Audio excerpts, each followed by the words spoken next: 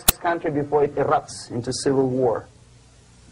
Okay? Support the right-wing conservative forces. By money, by crooks or love, doesn't matter. Stabilize the country. Don't let the crisis develop into civil war or invasion. Oh no, your liberals will say it's against the law. The Congress will not appropriate money for covert actions of CIA. Why not?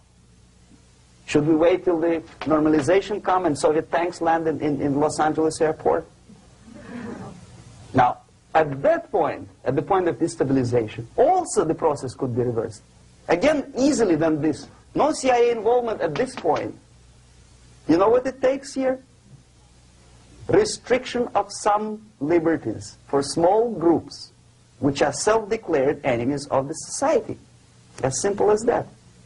Oh no, the media and liberals will tell you this is against the American Constitution. How can we, by force, deny the civil rights to criminals, for example? It's not good. Okay? So we allow them to. Okay, if you allow the criminals to have civil rights, go on and bring the country to the crisis. This is a bloodless way to do. Curb the rights. I mean, not to put them in prison. No, I'm not talking about putting all the gays from San Francisco in the concentration camp. Do not allow them to take political force. Do not elect them to the seats of power, whether it is municipality level, state level, or federal level.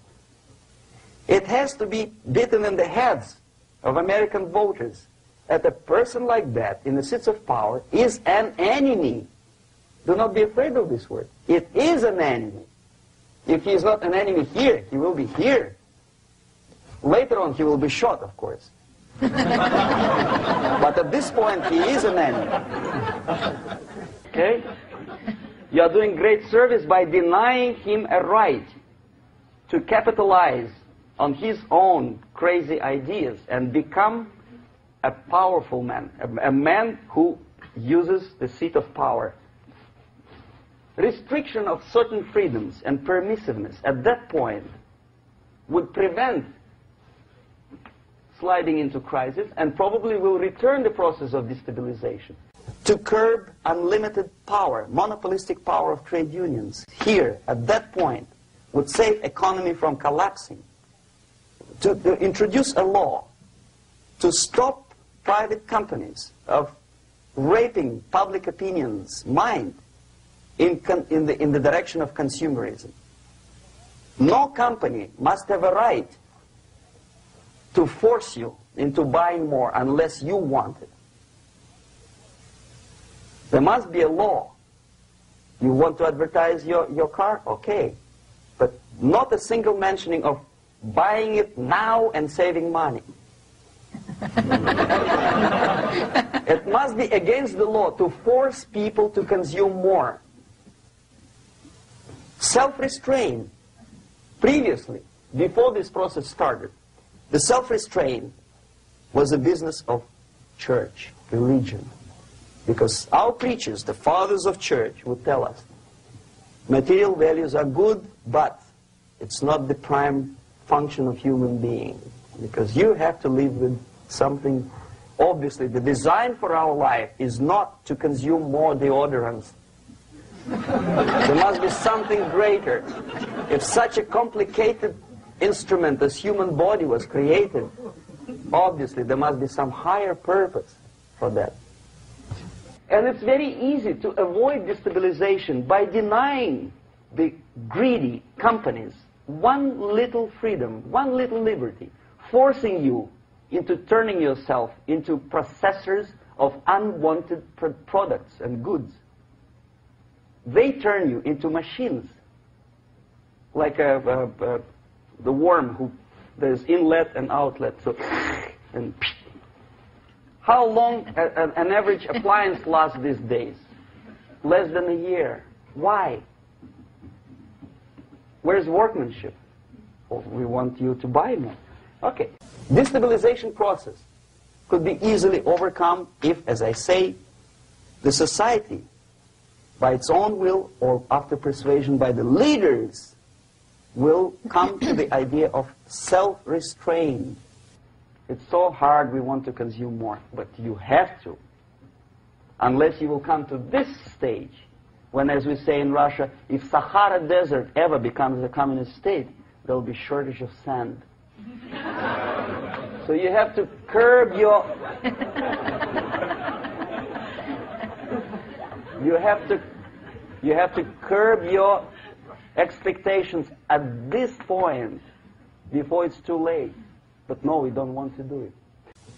Demoralization process. Again, it's the easiest thing to reverse. First of all, by restricting import of propaganda. The easiest thing to do. Unlimited, unrestrained import of Soviet literature, Soviet journalists, giving Soviet propaganda and ideological agitators equal time on American TV networks. It has to be stopped.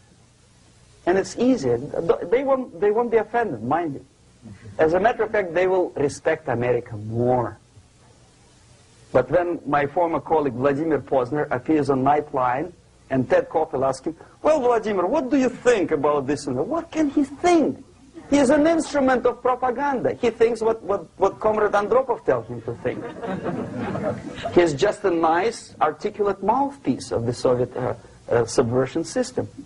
And Ted Koppel makes you believe that my friend Vladimir Posner thinks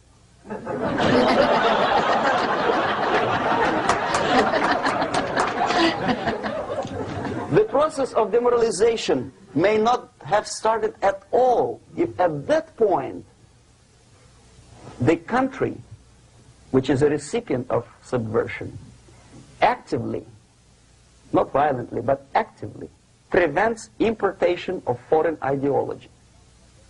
I don't want America to follow the pattern of ancient Japan.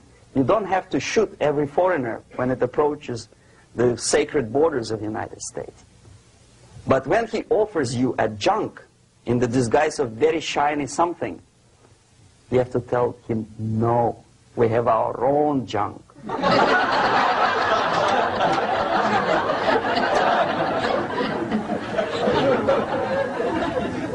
If at that point the society is strong, brave, and conscientious enough to stop importation of ideas which are foreign, then the whole chain of events could be prevented. Recently I've been to the Philippines, and I was shocked how in big cities like Manila, children listen to deafening music. A melodious nation with long traditions of good, nice ethnic music, introduced by Spanish long time ago, maybe 2 centuries, 3 centuries ago, I don't remember how. All of a sudden listen to musical garbage, blasting their radios at full blast, at full volume. Why? In India, I spent many years watching the reactions of Indians walking out of movie theaters after seeing Hollywood production. They couldn't figure out why Americans are so wasteful. They smash their cars, their shiny cars every 5 minutes. How come they shoot each other for $500,000?